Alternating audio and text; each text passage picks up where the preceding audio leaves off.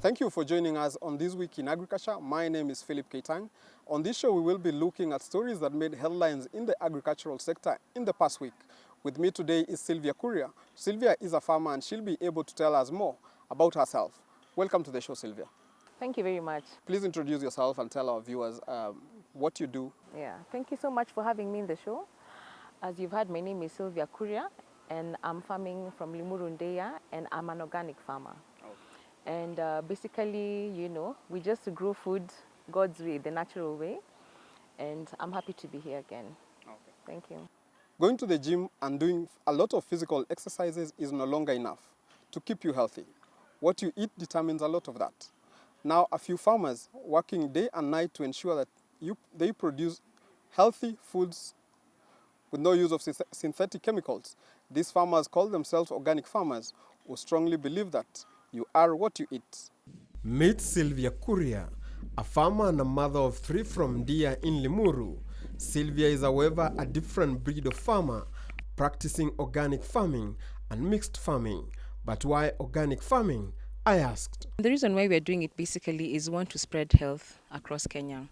We've had many issues, I'm sure you know about them, with the health issues that are going around. And, it's mainly because of what we are putting in our bodies. According to Sylvia, organic farming promotes the use of crop rotation and cover crops and encourages balanced host-predator relationship. Organic farming is mainly using like lots of animal manure, different strategies also like doing composting. Sylvia is also working closely with the Kenyan Organic Agricultural Network (KOAN) that are strong believers of healthy eating and that organic farming is the ultimate key to healthy living. If you eat a lot of this chemical, they get into you and they affect your systems. Sylvia tells me one key to success in organic farming is being open to alternative organic approaches to solving production problems. What happens with conventional farming is that when you spray all the pests, being the ones that are attacking your farm, and you're also killing the predators who would have eaten the pests.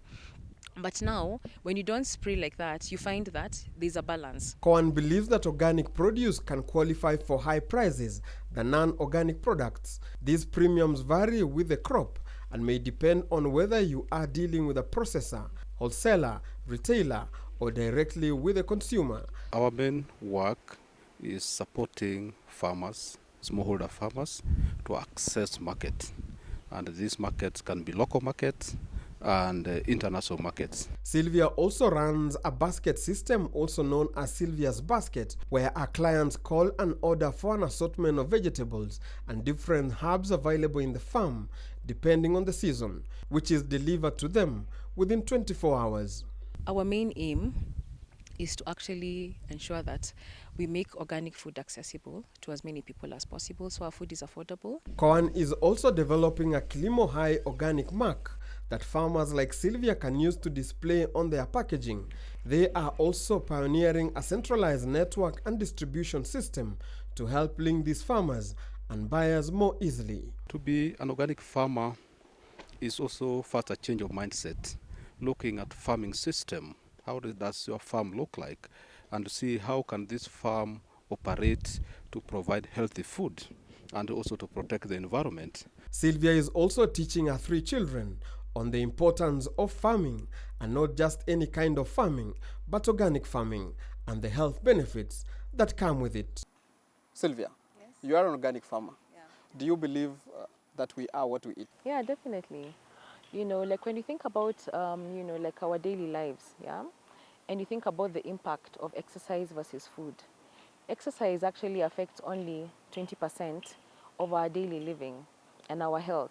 But when you think about food, food actually takes up 80% of our health. So I believe that it's very important that we know exactly what we are putting into our body and be very careful about what we are eating. So for us as organic farmers, we want to ensure that we're able to grow safe food that is able to actually help your health, like in terms of your nutrients and how, people are, like in terms of our well-being. So we want to make sure that you have healthy food and, for the children and for everybody and for old people also, yeah. And how easy is it to access organic food? When you think about the access to organic products, it's actually not very simple right now. The main reason is, that we are very few farmers who are actually growing organic, but the movement is actually growing. We have different markets around Nairobi that actually have, the products. But then you find that sometimes the products, because of costs, can be a bit, not accessible to many Kenyans. But then we are growing. The movement is growing, and we're getting more farmers who are actually seeing the need of growing organic food. Why is it that organically grown crops or produce are much more expensive than crops that are grown in the normal way? When you think about it, I think the cost actually comes because of the supply and the demand. Because over time, you'll find that the inputs are actually not very high for the farmers who are growing organic produce. For myself, I've been doing it, for about 8, 9 odd years, and my inputs have gone very low. But then you find because of the supply and demand, more people need it than what is available. So you find that the cost is actually normally high, which, we are trying to actually change that kind of a thinking to make sure that we make it more accessible to people by having more farmers joining us in doing it. Because if you think about in the long run, conventional food should actually be more expensive. Because when you think about the effects it has on your health, it actually needs to be more expensive than the organic. Because the effects are normally quite negative, but when you think about organic food, it's normally able to ensure that you're in good health for many years to come. So that's something that we really need to think about, the cost of food. Okay. Yes. Thank you very much, Sylvia. Sylvia, but is it sustainable that, is it possible that all farmers will be able to produce organic foods? I think one thing that we have to think about, is actually a change in mindset. Many farmers have to, okay, let me take you back a little bit. When I talk to many farmers now, I normally ask them, when you look at your land, are you able to actually produce the amount of food you were able to get maybe 5, 10, 15, 20 years ago? And many of them will say that actually their produce has actually decreased. So what we normally say is, why is it that you don't have enough food like you used to have a long time ago? And most times they normally say that the soil is actually not giving them the produce that they were used to. And it's because we have, put so much chemicals into the soils and synthetic inputs that have made the soils very acidic. So that has meant that the produce has obviously gone down. So now, what I really want to say about it being sustainable, we are going to be forced to actually grow food organically because our soils are failing us. When you think about global warming and the weather, this year rains were meant to come in March, they came towards the end of May. So we have really affected our environment. We are not growing trees anymore. We have to think about agroforestry. So it is sustainable. But now we have to start talking to the farmers and telling them there's another way. And that way is actually our only choice. If we don't grow trees on farms, if we don't, take care of our soils by composting and putting in manure, the produce is going to decline. When you think about the population of Kenya, it's growing. It's not getting less. It's actually growing, yeah? And that means that like in the next few years, the demand for food will be much higher. And we're not going to be able to feed our people adequately. Even right now, we are struggling, If you think about the maize, saga that happened, this year, last year, and, people didn't have enough maize, or we have maize in the stores, not coming to the people. But then the issue is, if we don't take care of our environment, we're going to pay for it. Nature doesn't forget. Yeah. Being a consumer, how will I know that this food is produced organically? And are there organic markets in this country? Yeah, so far we have some markets. We have some markets in Karen and some, some stores are actually having sections where the food is grown organically. But then for consumers, unfortunately, unless they are able to trace back and find out where the food is coming from, which is very difficult, they wouldn't know whether the produce is grown organically or not. So that's a gap there that we have to start thinking about, Why is it that we, like the government systems or the people who are doing the marketing are not able to, show where the produce is coming from? So that's a gap that we have to think about. But most consumers don't know if the food is organic. It is available in some places. Or also you find some farmers actually have the produce but don't have access to the markets. So there's a gap there. Okay. Yeah. Thank you, Sylvia. Yeah. Moving on to our next story. Experts now say farmers can more than double their crop production if they test their soils regularly. This will enable them know what nutrients are missing in their soils and what crops to grow. The low soil production in Kenya has been partly attributed to declining soil fertility due to soil acidity. Soil testing is a practice often ignored by many farmers, yet its importance cannot be overstated. A soil test usually helps farmers determine nutrients content, composition, and other characteristics such as the acidity and pH levels of their soil. Soil tests means getting the content or the concentration of various elements in the soil, and these are the elements that have significance when it comes to plant nutrition or the nutrients that crops require for maximum yield. According to Amos Mutio, a nutrition agronomist with CropNut Laboratories, precision farming begins with accurate assessment of soil fertility. This is achieved through precise soil sampling, testing using either grid or zigzag soil sampling methods. We normally determine their concentration, and then we are able to give farmers recommendations on fertilizers and what we call soil correction inputs. For example, gypsum, lime, etc. Those or compost. Those are things that are required for soil correction. For example, to correct the soil pH. According to Mutio, soil testing is an essential part of profitable farm management, which will save a farmer money and help them increase their yields by up to 3 times. Soil testing will help a farmer decide what kind of fertilizer their soil needs and how much of it to apply. The main advantages or the significance of doing soil test is that a farmer is able to grow more with less inputs, whereby a farmer applies only what the crop requires and to avoid excessive wastage. The current common practice is that most farmers simply apply fertilizer based on what they think their soil needs without carrying out an actual analysis of their soil. This leads to unwise investment through purchasing of the wrong fertilizer and overusing them, which in turn leads to reduced yields and profitability. If a farmer goes into fertilizer application without doing soil tests, they end up applying excess. If, for example, we have more than enough nitrogen in the soil, you don't need to add any when the crop is in the field. Therefore, we avoid economic wastage, whereby the farmers avoid buying fertilizers that they actually do not need. A soil test will ensure that a farmer uses the correct fertilizer and in their right quantities for the specific crops and soil, which Ann Muturi, a farmer who has been testing her soil at the beginning of every season, can attest to the benefits of soil testing. We're trying to get to work with information, because you see all these other things you keep trying, they cost money, and sometimes they are not fruitful.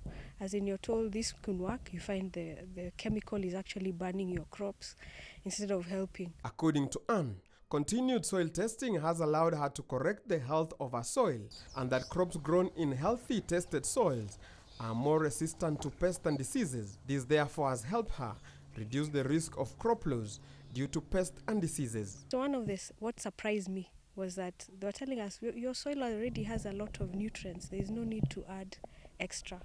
So I was like, are you sure? I was like, okay, let's try it. So we tried that, and actually the crop grew.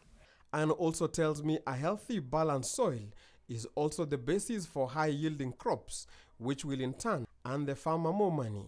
Like the crop we had here, we tested sometime just after starting to harvest, and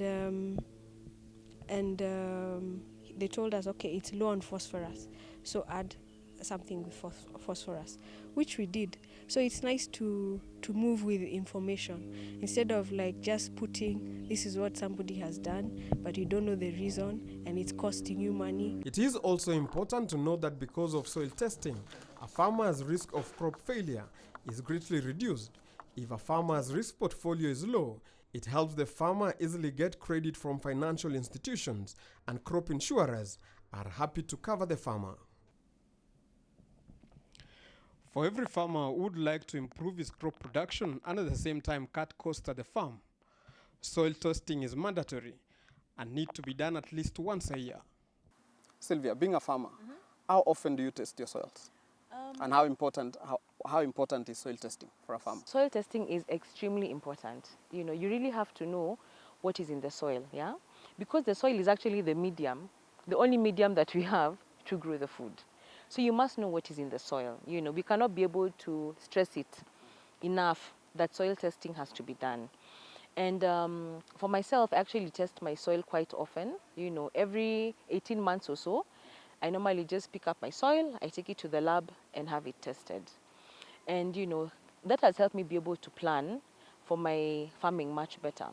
And actually, when I think about it, like when I've been testing my soil, what I've been finding is most times is my soil has been low in nitrogen, which is the basic thing that we need, for growing food. That's why farmers are, buying the NPKs and the other, we're all looking for nitrogen. But then you just need to do a little more research and discover, how do I get in the nitrogen, yeah? And one way I've been able to do it very easily, fine, I use the composting and I also use manure. But I've also learned that you can actually grow trees that fix nitrogen. Yeah? Trees actually fix nitrogen into the soil. The trees are available. We as farmers, lazima to, we have to be more active to grow these trees to fix the nitrogen. And then also, something else I really want to talk about that I think is important is called cover cropping, green manure. We can say, oh, manure is expensive, I don't have a cow, I don't have a chicken, but you can actually just grow legumes. Panda meat, plant your beans, plant your legumes, beans, peas, mbosho, all those, yeah, to make sure that you always cover your crop. That fixes nitrogen and helps with the nitrogen. Sylvia, then why is it that most farmers in Kenya don't test their soils? Okay, I think they first don't know that, they can do it and that it's important. And, a big part of it is there's very little or no farmer education on testing soils. Because many of the farmers, of course, are also just relying on the, like the local officers to actually teach them how to test the soil. And they're not able to know that it's possible and you can be able to do it. Number two, you find that, the cost of testing soil is actually way higher than most farmers can be able to afford. Okay. Last I checked, if you go to Kari, I think now it's called Calro, nowadays to test soil maybe costs about 1,000 shillings. And the centers are not close to the farmers.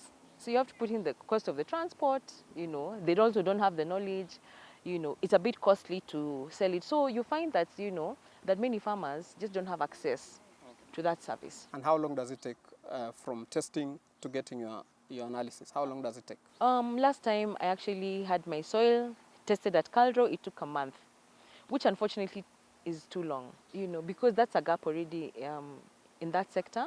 So you find like private companies have, test the soil and you'll get the results in a week. Okay. So that's a big gap that we have. And how let's say, for example, you as a farmer, yeah, when is that time that you sat down and said, the idea came that you need to test your soils? What happened? What had happened to you, to your farm? When I was starting with my farming, I actually said I don't want to put in my time, my money into a venture that will not give me any returns.